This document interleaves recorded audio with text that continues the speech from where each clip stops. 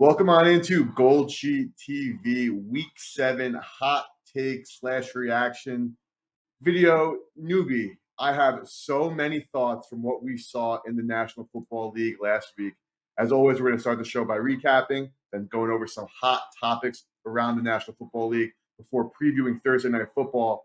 But I'm excited to get right into this one because I have a lot of thoughts to go. But as always, let's do a little recap of our picks from the show last week. Start us off, Newbie. Talk to me. How was it? Yeah, I mean, as far as this past week in the NFL, and we'll be giving our takeaways, but you had to know a week like this was coming. Like the fact that the public every week the talk was they're cleaning up. You knew the sharp sides were going to get home. I didn't know that they were going to get home so resoundingly and with outright losses for both of the undefeated teams. But one of those was ones we cashed in on here. I mean, I told you that Jets getting the 7 was an absolute gift. They end up winning the game outright. As right as I was on that play, I was equally as wrong with what the Colts brought into Jacksonville. I think that, again, had a lot more to do with the Colts than maybe what the Jacksonville Jaguars are putting together. But we're going to talk about how wrong I was on that Colts pick coming up here in a little bit. And those were the only two plays for me. The other was a heavy lean that ended up becoming a bet for me, and that was on Dallas. I mentioned how good they were off of an ATS loss, off of an embarrassing loss. So now they moved to 10-1 against the number after a loss. And also they were heading into the bye. That Ralph Michaels trend before and after the bye has continued to cash tickets. It's one that we're going to continue to bring up here because if you look at what happened, Jets, Cowboys, both teams that were going into the bye. That's the bet on spot, according to the Ralph Michaels trends. And Tampa Bay, we loved fading them with the Lions and what they did coming off of the bye. And that one cashed as well. Both of them strong subsets of a year-over-year trend from Ralph Michaels since 2015. That's been a big moneymaker for me, just blindly riding with those or using them in the handicap. But for me, end up with a 2-1 week. Can't go broke going 2-1. As long as you're being smart with the way that you're betting. So I'll take it, EP, but I'm still waiting for that week when I get the sweep here, man. Yeah, certainly. So, same situation here. So Carolina, Miami, that ended up making the WagerTalk late card. Talked about that over was sweat-free as it comes. Detroit, -3, as sweat-free as it comes. New England, I have so many thoughts about that matchup. We'll talk about it later. The Gold Sheet newsletter picks went 4-2 again this past week, which was awesome. The picks on the LTS Wager Talk, not as great, unfortunately, but overall, for a week where clearly I saw the board really well in terms of what we did on the show, going 2-1 here as well, going 4-2 on the picks on the Gold Sheet newsletter, but then dropping some of the games that I really did love. This is a just fantastic segue into this topic that you want to discuss, and I have a million thoughts about as well. And it's just going to be simply this. We handicap football games. People handicap football games. You either win or you lose. You could be on the right side or the wrong side, and they're not always connected, right? You can have a bad bet that wins and a good bet that loses. So, again, I have my thoughts, but I want to pass to you first, Newbie. Talk to me. What do you, because you're going to go, I know, starting with Indianapolis, Jacksonville, but I want to know where your head is at and how you want to, start this conversation, because I just have a ton of thoughts on when your handicap is just plain wrong versus losing a bet. Like, those, to me, are two completely different things. Yep, couldn't agree more. I mean, there is such a thing as right side losers. There's a such thing as wrong side winners. And I've been a part of both of them. And then there's the time when your handicap is just dead wrong. And that's what happened with me with this Indianapolis Colts and Jacksonville Jaguars game. Even when I came on here on the show, I said it was really a one-way handicap for me. And it was the fact that Jacksonville was returning home, a little bit of rest disadvantage for them, riding high, a little fat and sassy. And the Colts never even got off the bus. So this was an instance where, regardless what research I did, what stats I was able to pull, what matchup edges, what differences that left me on the Colts, I just ended up with a wrong play, and you got to eat those. And I don't think it makes you question your process, but also you have to be honest with yourself. You can't look in and dive in. Like if we talk about the Patriots game, that was a game that Patriots should have covered. If it weren't for taking a horrible safety at the end of the game, you at least cash that ticket. But since they lost, you could argue, is that a right side? Is it a wrong side? Sometimes you just get bad beats, but sometimes you're going to have a bad handicap.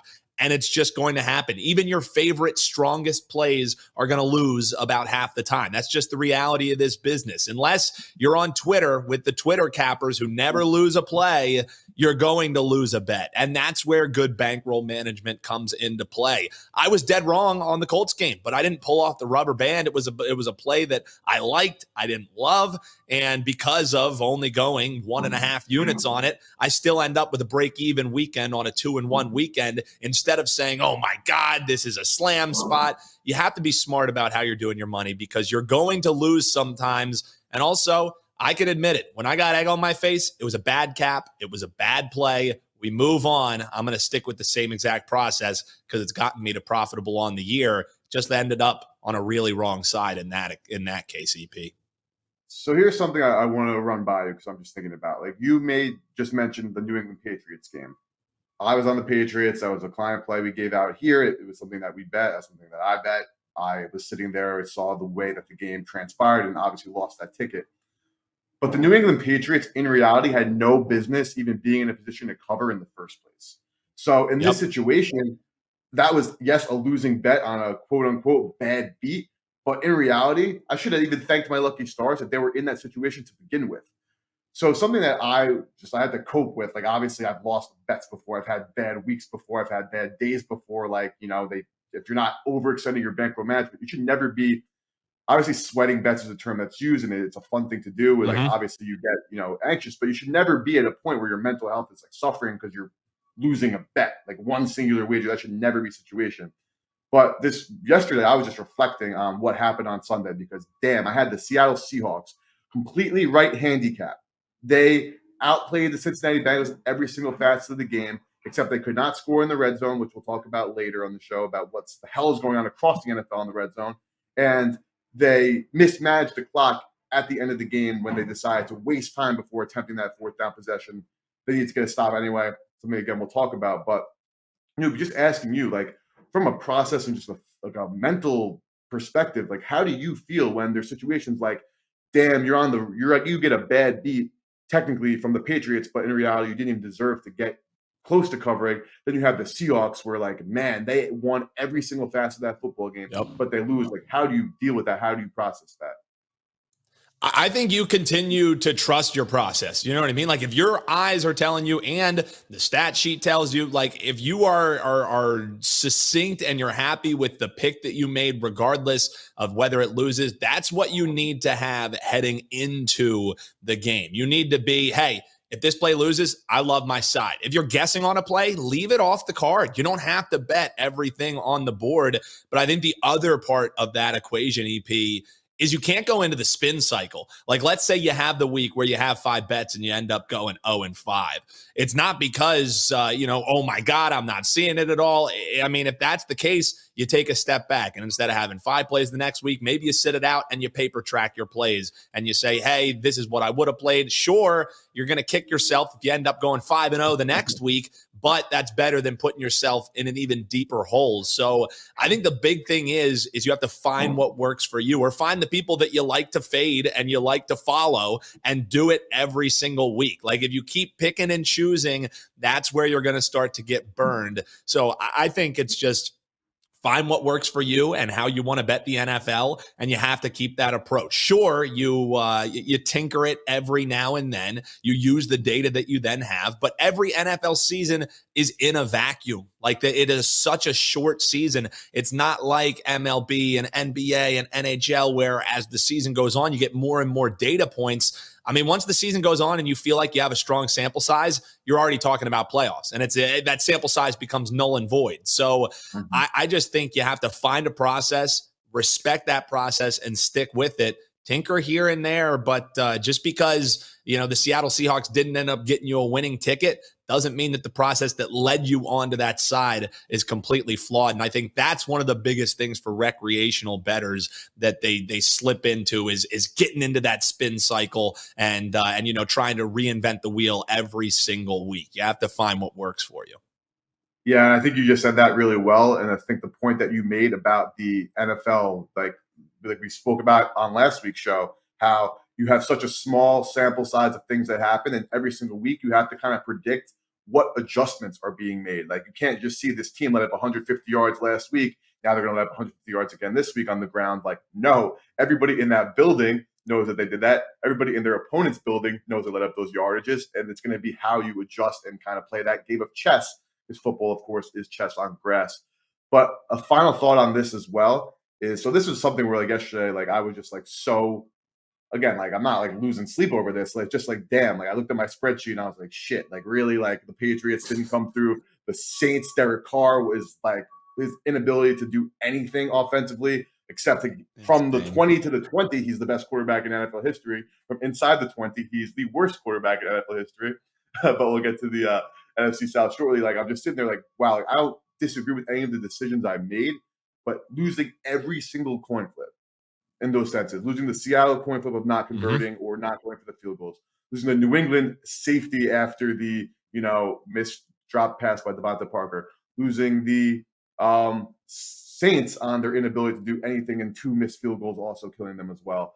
Even the Colts for the teaser, the 10.5, had the back door open, and they had another turnover at the end to lose that teaser. So just everything that could have went wrong.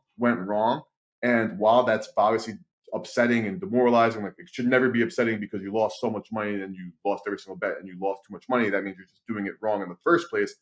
But it does just you need to remind yourself, and this is always a good wake-up call, that it's the National Football League. Like this isn't like a 1-week anomaly. Like this is how it goes. Look at the Los Angeles Chargers. 18 of their last 23 games, including last night's game, have been decided by 1 possession. What does 1 possession? That's the difference between the Minnesota Vikings going whatever they went last year, 12-4, whatever it was, and them being a 2-4 football team right now. And they're even a better team by EPA per play, success rates, defensive DVOA. Like they're a better football team and they're worse record-wise. So long-winded way of saying the NFL is an absolute crapshoot.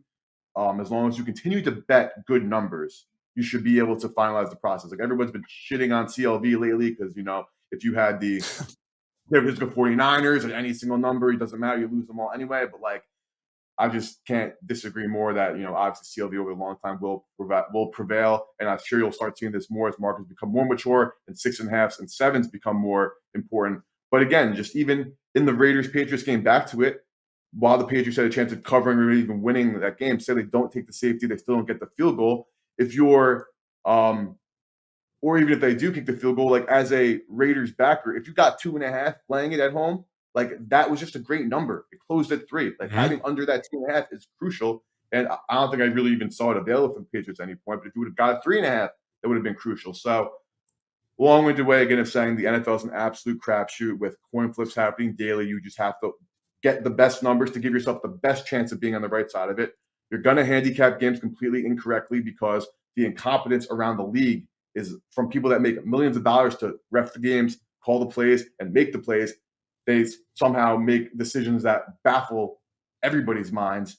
And like losses or losses are 100% part of the game, and you need to learn how to do that and get through it and not overextend yourself. And the grind is the grind. Like 1 week is not the ending of the season. I didn't go on my run last year until week 8, so on and so forth. But yeah, newbie, like you're gonna handicap things wrong. Bad bets are gonna win, good bets are gonna lose. It's part of the game. That is, that's the nature of what we do, and why it goes back to bankroll management all day long. Never be overextending your bankroll, and as long as you do that, these kind of weekends that just kick you in the ass, they're not going to bury you, and that's more than half the battle. More than half the battle, indeed. But let's talk about a divisional battle that is literally the definition of terrible.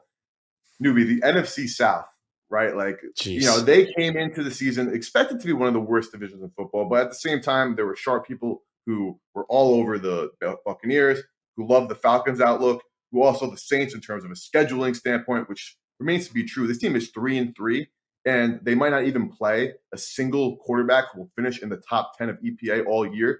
They will not even play one this season, and this team is barely going to be a 9-win team, which is just remarkable how bad they are. But the NFC South clearly looks like the worst division in football, and I don't think there's a single team in there that is terrifying in the NFC and that should even host a playoff game in the NFC the way that it's going right now, because they are so bad. What I saw from the Saints, when I talk about Derek Carr, I don't want to ever hear another argument about how Derek Carr could have brought the Raiders to the Super Bowl if they got him a defense, or if the Saints was the right best place for him to go because they have a defense. Like, one of my favorite quotes that I hear, I think it's a Bill Parcells quote, is when a player shows you who they are, believe them. Yeah. Derek Carr in his entire career has been a check down artist who, when the pressure is on, he throws the ball right to his running back, he throws the ball away, or he takes a bad sack. What has he done since coming into New Orleans? Not win the team football games. When you're the Saints, your goal of the season is not to make the playoffs. You signed Derek Carr to win a Super Bowl. Making the playoffs does not cut it.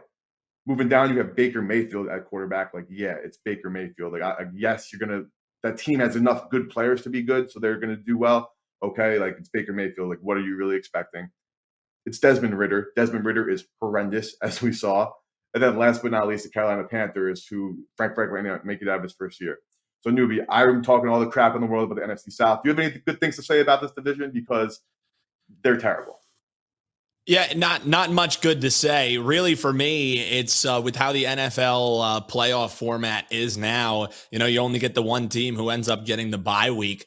Would you rather almost just get in as a wild card team and get to be the team who visits the NFC South in the first week of the NFL playoffs, or in the NFC playoffs, than end up as a 2 seed and have to play like a scrappy wild card team? Like, I honestly think you're playing for whatever wild card seed gets you to be going to the NFC South, because I'm with you. There will be a playoff team that comes out of this division, but none of them scream, hey, we're going to strike some fear into you come playoff time. I mean, for what it's worth, the Falcons, they're at least decent at home. They have a decent enough team to at least maybe strike some fear into you, but then Desmond Ridder happens. And the worst thing that could have possibly happened for the Falcons was 2 weeks ago, Desmond Ridder having a game where he looked capable, because it's just another week where you're going to do the same song and dance. 1 week does not a starting quarterback make, and that's the story of the year for Desmond Ridder. And that's the sad reality, man, is with what we saw from Derek Carr this last weekend.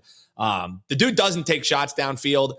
When he does, it's forcing the ball into Shaheed, who we're going to talk about a little bit later here in the show. But the sad reality of the NFC South is Baker Mayfield is the best quarterback. And I don't even know if you can debate that at this point, because Derek Carr, you can get angry about the trade. You can say, how did the Raiders do me like that? Like you said, that quote, when they show you who you are, you just got to believe it. And I've been trying to be a Derek Carr defender. He needs to wipe off a little bit of the guy liner and open up his eyes and see some of the guys that he has running downfield, because it is rough watching that team.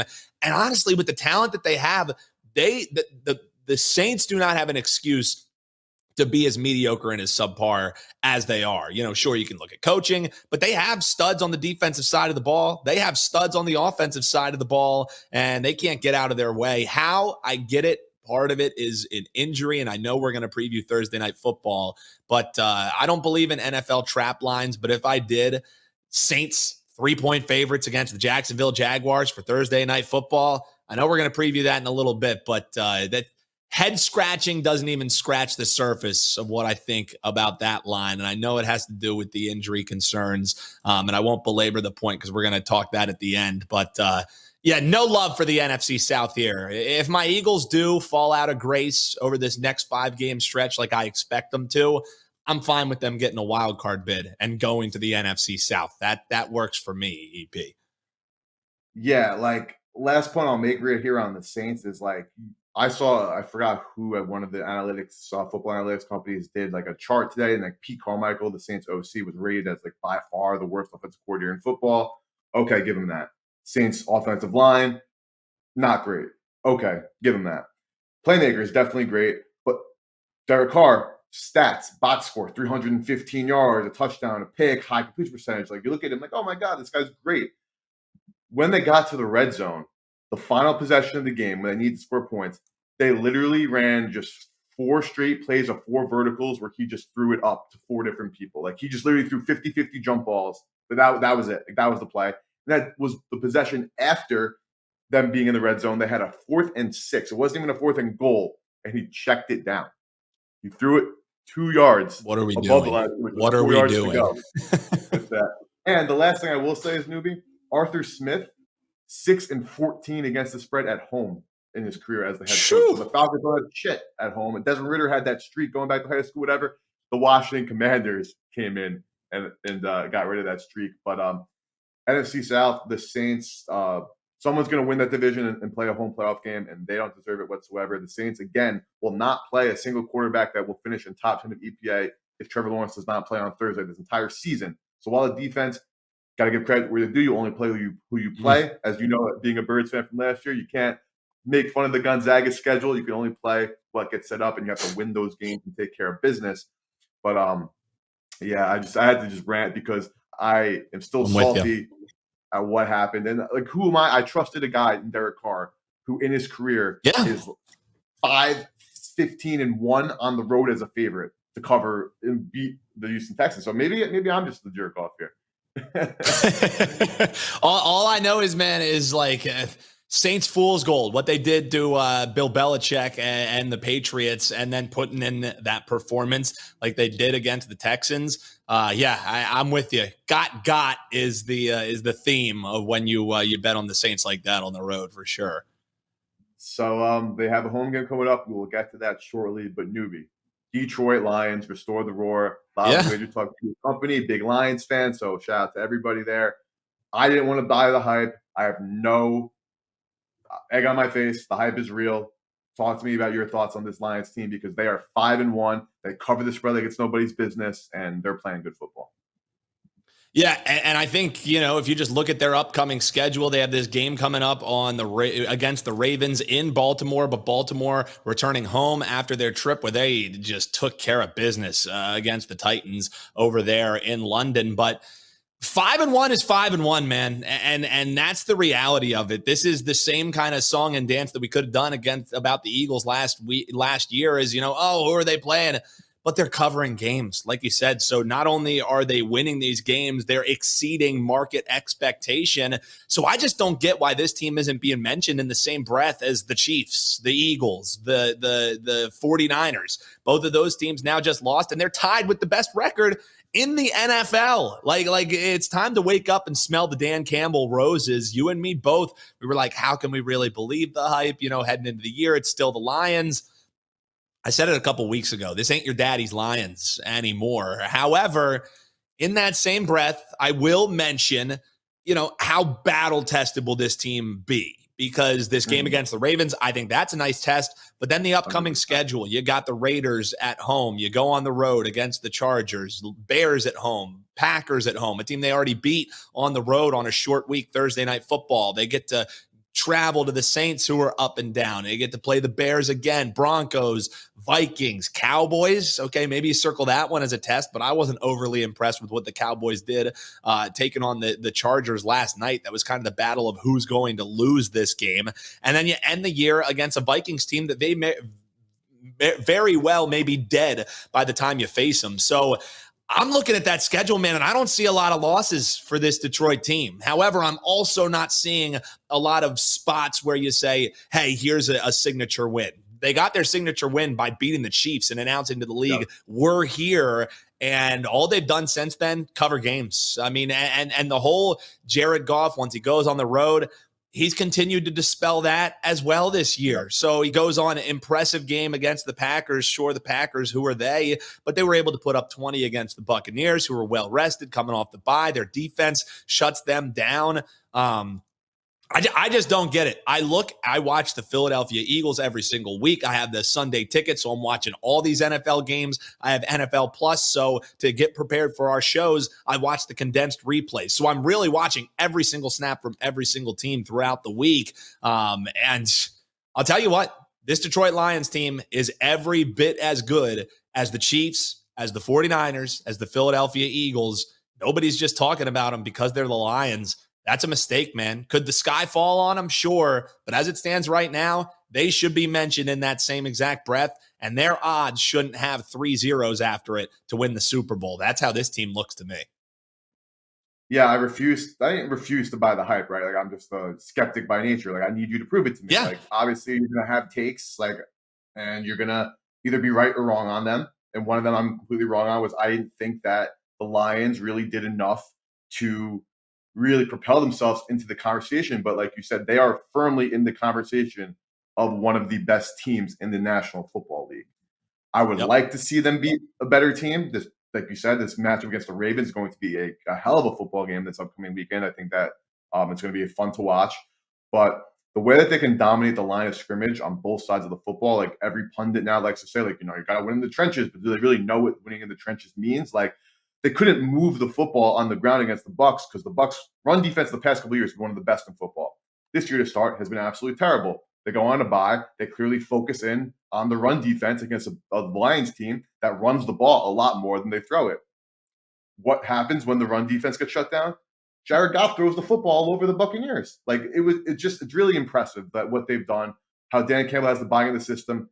Ben Johnson's doing an amazing job as an OC, as everyone talks about. But Aaron Glenn on the defensive side of the ball is doing arguably just as good of a job maintaining this Lions team. So, again, I'm not going to say that I'm not putting any futures in right this second because you could probably get a better price later because hoping they maybe lose this game and get a better price. But something that we haven't even talked about, and I don't want to spend too much time on because we want to get to Thursday Night Football and we have one more topic. But the reason why we're not even discussing the loss of the Eagles or the 49ers in detail or like overreacting or even reacting to it is because losses in the NFL now aren't even the worst thing in the world. Like, you need to get humbled once in a while. You don't, if you're not going 17-0, then winning 3 playoff games. Like, it's not happening these days. And losing a game is probably better in the long run. Would you agree with that?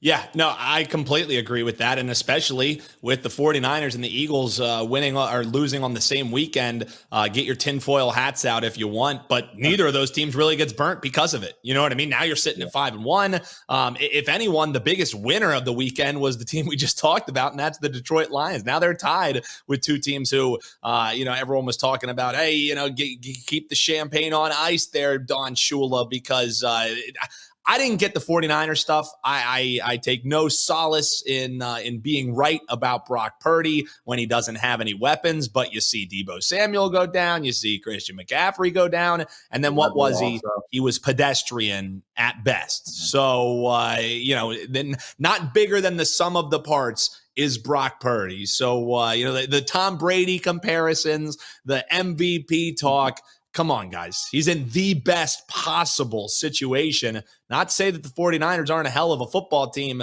but they're not only a hell of a football team because they have Mr. Irrelevant as the quarterback. A lot of that has to do with who he's throwing to. And when they couldn't just use the run game, when they couldn't just bully ball people, when Myles Garrett was the one bullying them, they showed who they were, but that doesn't mean the sky is falling. That doesn't mean sell on the 49ers. The loss, if anything, makes them reflect. I hope that's what it does for the Eagles too, because I know we'll talk about it on Thursday probably, but not like they have an easy test coming up on Sunday Night Football, man. So I'm with you. Losses in the NFL happen. Don't overreact about them. Use them to make sense of what you see. Yeah, I'm 100% with you there. Let us know in the comments below if you think that the Lions are atop or not just the NFC, but the NFL like we think. Also, let us know if you agree that losing the 49ers and the Eagles is not even close to the end of the world, and it's probably a good thing. And hit that like button. I saw a comment last week where somebody was like, "You got to stop saying smash the like button. You got to smash it." Like, if you want to help us out and support and love the content, smash the like button or click it gently. It doesn't matter to me as long as that. However you click it, just click it. But before we get into Thursday night, definitely want to talk about that in a little bit detail. But I want to discuss just briefly. It's going to be all over everywhere. The unders are ruling the NFL. They're setting totals of 38 points, 35 points, 37 points, and they're still going under it by a touchdown. Just some stats to consider right now. Touchdown percentage in the NFL is at 3.9%, which is the lowest since 2008. Yards per attempt, 6.9, lowest since 2008. Yards per carry or completion, 10.6, lowest ever. Net yards per attempt, 5.95, lowest since 2005. QB rating, not that important, but lowest since 2017. And sack percentage is the highest since 1998. There's been so much discourse now. The analytics community has shown basically that defenses nowadays are saying, no, I don't care if you throw the ball underneath. You're not beating us deep. Quarterbacks used to still say, screw it and throw the ball deep. But now they're saying, okay, and dinking and dunking and dinking and dunking down the field. That's great till you get to the 20-yard line. Then when you get to the 20-yard line, you're in something called the red zone. And what you have to do in the red zone, you got to score points. And what has nobody been doing in the NFL? Not just, you don't have to score points, you have to score touchdowns in the red zone. And what happens? They either go for 3 and get the 3, or they go for it on 4th down and goal and 4th and 1 in the red zone, and they turn over and no points are scored. This is why there have been unders in the NFL, is because there's been incompetence all over the field in red zone game and scoring whatsoever, and the increased analytics of going for things on 4th down and not taking points. While I 100% see the merit for it, there are situations for it 110%, but that's also going to lead to less scoring when you don't convert, because what's happening is you're missing out on an opportunity to get 3 points, and now the other team has the football. So there's just been a lot of sustained drives that are ending in no points, which just lead to the unders. And you also just have teams that are clearly playing great or better defense. And this is just a phenomenon that exists like for a number of reasons. It's not just because, we don't have talent in the NFL or anything like that. Like, no, we have a ton of that. Newbie, any thoughts on this? Because just the numbers are just all pointing, saying like, this is what defense is doing. This is how offense is reacting. And because of the lack of explosive plays, desire to be let up, and then now the inability to score in the red zone, the bend don't break style is just dominating the entire league. Yeah, and coaches have now just worshipped at the altar of the almighty spreadsheet. Instead of having a feel for how these games go, having your finger on the trigger of how the game's kind of going, your defense is playing well, you punt the ball away. Your defense is playing well and you're in the red zone and you have a yard to go. Sure, you're going to get lambasted on Twitter about it, but you kick the field goal in that case when your defense is playing well, when points are at a premium. Hell, look at what the New York Jets did. What if the New York Jets went for it on 4th down every single time? They wouldn't have been in a case or a situation where they were able to take the lead at the end of the game after the Cardinal mistake by Jalen Hurts forcing that ball in. Saleh, as much as I ripped that guy, he was smart. He took the points. He knew that his defense was pitching pretty much a shutout since they got punched in the mouth early. And because he took those points, his team ended up winning the game. I didn't see the analytics community, giving him the pat on the back for having his finger on the trigger of how that game was going to go.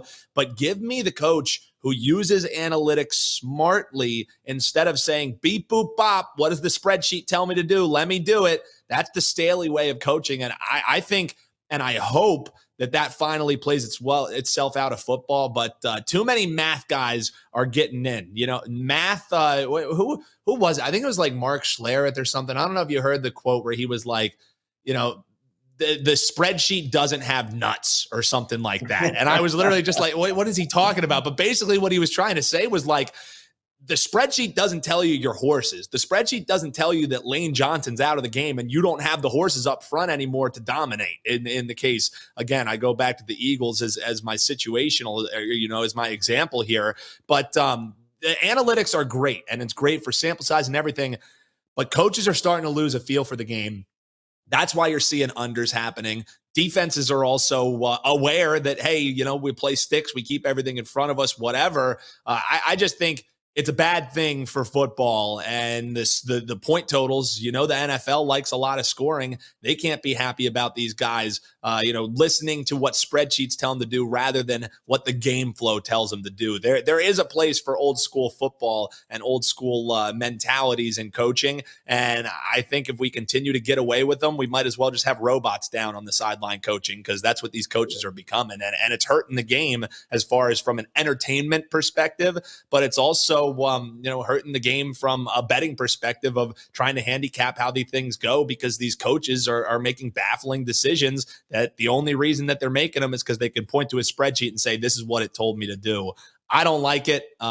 Is it going to change anytime soon? I don't know, EP, but at least we have a show where we can rant about it because it is frustrating for sure.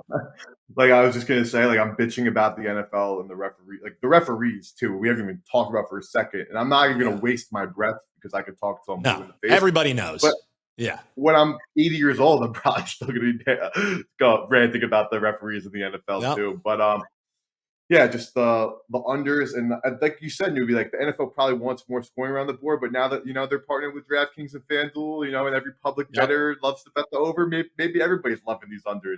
I guess conspiracy theory hats going on there, but just some of it's tough to watch, dude. Like the flags become tough to watch, and then like I said, like the taking the points and so on. Like the Ravens, for example, a lot of them where they couldn't score in the red zone, like maybe they didn't trust Lamar or whatever it might have been, and just going a little long here, but like when you're playing the Tennessee Titans, a team that can barely score the football, take the points. Like they didn't go for it on fourth down. Like they tried to get in the end zone, in the red zone, they couldn't. They only had 21 points on like 5 red zone drives or something. When you look at that, you're like, oh, that sucks. But like, no, when you're playing the Tennessee Titans, you'll win a football game doing that. You're playing the Lions in Detroit. No, you might not win that game, but you got to beat the opponent that you're facing in front of you right on that given day and do what's right in that situation. That might not be determined precisely by a computer versus what the hell you seeing with your own 2 eyes and what you know about the person you coach and work with from August or from their entire careers in situations like that personnel. Going long because we were going for the rant, but Thursday Night Football, last but not least, Trevor Lawrence questionable. You got some stats on Doug Peterson and a prop. I am still breaking this game down. Sorry for not having anything you can bet right this second, but Newbie, talk some stats and tell me what you're looking at. Yeah, I mean, and you dropped it to me as well. I was just looking at the straight up record because I knew from being a Birds fan that Doug Peterson, during his time as the Philadelphia Eagles head coach, was perfect. He lived for these short week situations. And I think it kind of travels into what they end up doing over in London is like when the game script is different, for whatever reason, Doug Peterson is prepared. He's straight up 7-0 lifetime as a head coach in the NFL on Thursday Night Football. EP gave me the numbers too, that he's 6-1 against the spread, 5-2 with the team total towards the over, and they shut down opposing teams 2-5 with their team totals going over. So that's 2-5 to the under there, or 5-2 to the under for the opposing team totals. So for whatever reason, Doug Peterson has the sauce on Thursday Night Football, but you don't bet this game before you know what's happening with Trevor Lawrence. Definitely on the side. Maybe you can make a case for playing the total one way or the other to get a better number. I'm not going to do it. Last thing that I saw, they had the MRI and they were encouraged today is what the Jaguars said after they do the MRI for Trevor Lawrence. Doug Peterson said he's day to day, but you don't bet this game side or total, in my opinion, before that. So I take the that side of the equation out of it.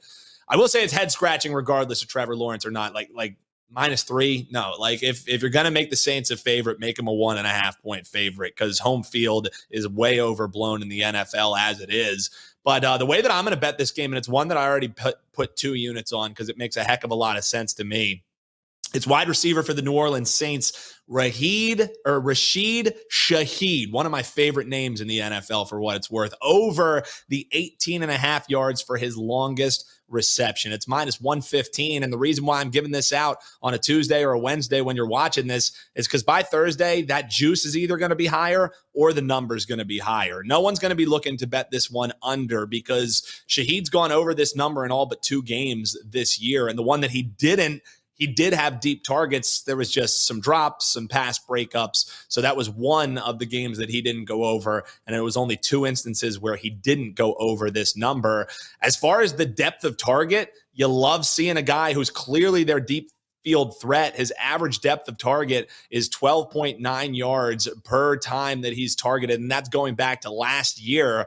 This season, he's averaging over 18.7 yards per catch. So that alone, it looks me towards the over that it's right around that number.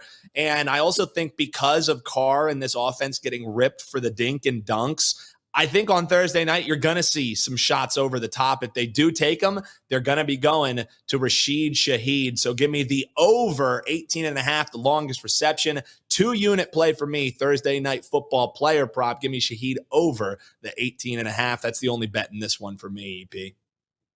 Certainly helps that Christian Braswell, cornerback for the Jaguars, is out, and Tyson Campbell, cornerback, is day to day. And if he's out, that'll definitely help you there.